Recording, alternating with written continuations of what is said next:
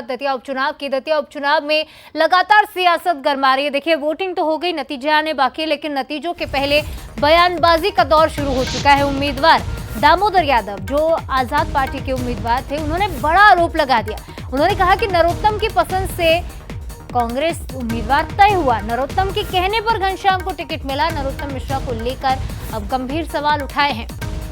3 प्रमुख प्रत्याशी मैदान में थे, बीजेपी, कांग्रेस और आजाद पार्टी।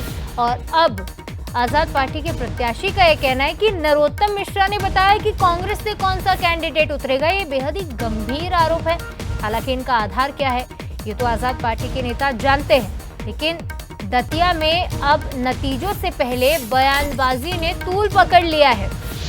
कोई कुछ और आरोप लगाता है। उधर घनश्याम सिंह राजेंद्र भारती पर आरोप लगा रहे हैं। आजाद पार्टी के प्रत्याशी ने अपने ही नेताओं पर आरोप लगाए और उसके बाद अब वो कह रहे हैं कि नरोत्तम मिश्रा ने तय किया कांग्रेस का उम्मीदवार। ये मेरा आरोप भी है और अगर कोई नकारे तो मैं इसके प्रमाण दे सकता हूँ।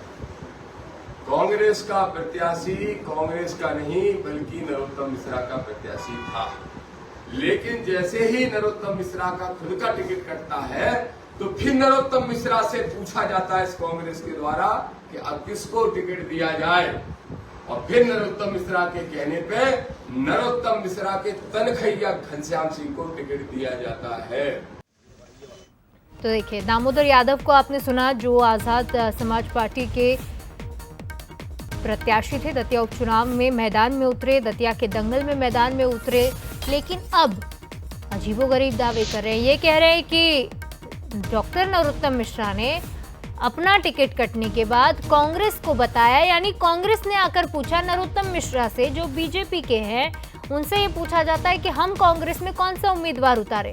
तो नरोत्तम मिश्रा ये कहते हैं कि घनश्याम सिंह को टिकट दीजिए, और कांग्रेस भी वैसा ही करती है। ये हम नहीं कह रहे, ये कह रहे हैं दामोदर यादव। प्रेस कॉन्फ्रेंस करके वो ये आरोप लगा रहे खुलेआम कि नरोत्तम मिश्रा ने कांग्रेस का कैंडिडेट तय किया है।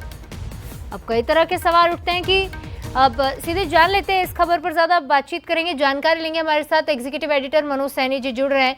मनोज जी, क्या आधार माना जाए इस आरोप का, इस एक बड़े बयान का? वो कह रहे हैं कि बीजेपी से पूछा गया कांग्रेस का उम्मीदवार कौन बने, फिर कांग्रेस ने वही उम्मीदवार उतारा जो नरोत्तम मिश्रा ने कहा।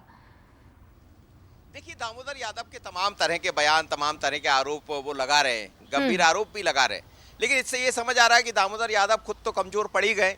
क्या उनकी स्थिति वो जैसा मानकर चल रहे थे वैसी भी नहीं है।